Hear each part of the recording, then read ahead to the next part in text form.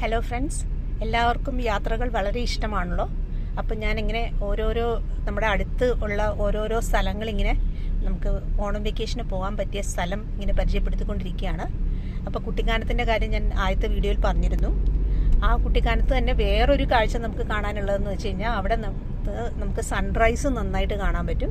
അപ്പം നല്ല ഹൈറ്റുള്ള ഇങ്ങനെ ഏതെങ്കിലും ഒരു ഇങ്ങനെ ഏറ്റവും മലയുടെ മുകളിലൊക്കെ നിൽക്കുന്ന കാസിൽ പോലത്തെ ഏതെങ്കിലും നമ്മൾ താമസിച്ച് കഴിഞ്ഞാൽ നമുക്ക് അവിടെ നിന്ന് തന്നെ നമുക്ക്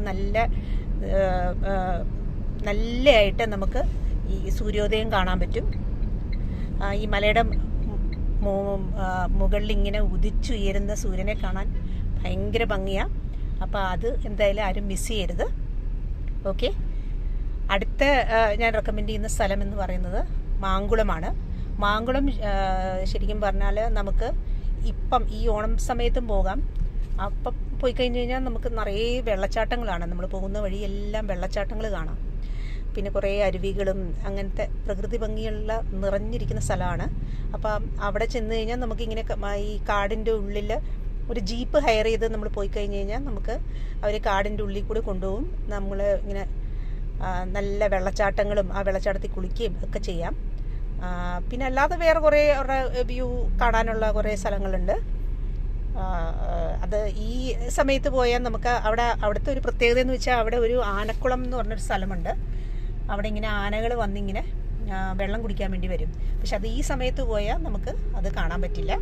അപ്പോൾ അതൊരു നമ്മൾ ഈ കുറച്ച് വേനലായിട്ട് പോയി കഴിഞ്ഞാൽ നമുക്ക് കാണാൻ പറ്റും. ഒരു ഡിസംബർ മുതൽ നമ്മൾ പോയി കഴിഞ്ഞാൽ കാട്ടിലെ ഈ ഉറവുകളൊക്കെ കുറച്ച് കുറഞ്ഞു തുടങ്ങുന്ന സമയത്ത് നമ്മൾ പോയി കഴിഞ്ഞ് കഴിഞ്ഞാൽ നമുക്കൊരു 10, 20, 30 ആനകളിങ്ങനെ കാട്ടിൽ നിന്ന് ഇങ്ങനെ ഇറങ്ങി വന്ന് ഞാനൊരു വീഡിയോ ഇട്ടിരുന്നു. നിങ്ങൾ കണ്ടു കാണുമായിരിക്കും, അല്ലെങ്കിൽ ഒന്ന് നോക്കിയാൽ മതി. ഇങ്ങനെ ആനകൾ ഓരോന്നായിട്ട് വന്നിട്ട് അവിടെ ഇങ്ങനെ വെള്ളം കുടിക്കും. ആ വെള്ളത്തിന് എന്തോ നല്ല ടേസ്റ്റ് ഉണ്ടെന്നാണ് പറയുന്നത്. എനിക്ക് ഏറ്റവും ഇഷ്ടപ്പെടുന്ന കണക്കുള്ള ഒരു ടേസ്റ്റ് ഉണ്ടെന്നാണ് പറയുന്നത്.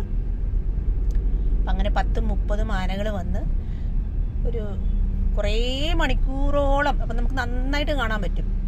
ഒരു വൈകുന്നേരമൊക്കെ വന്നു കഴിഞ്ഞാൽ അതൊരു വെളുപ്പിനെ വരെ അവിടെ നിന്ന് വെള്ളം കുടിക്കും. കുട്ടിയാനകളും വലിയ ആനകളും എല്ലാമായിട്ടുള്ളൊരു കൂട്ടമായിട്ട് അതൊരു കാണേണ്ട കാഴ്ചയാണ്.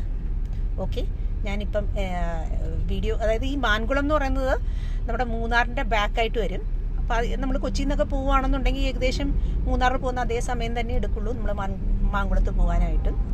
ഓക്കെ, അപ്പോൾ എൻ്റെ വീഡിയോ ഇഷ്ടപ്പെട്ടിട്ടുണ്ടെങ്കിൽ ഒന്ന് സബ്സ്ക്രൈബ് ചെയ്യണേ. Okay, by.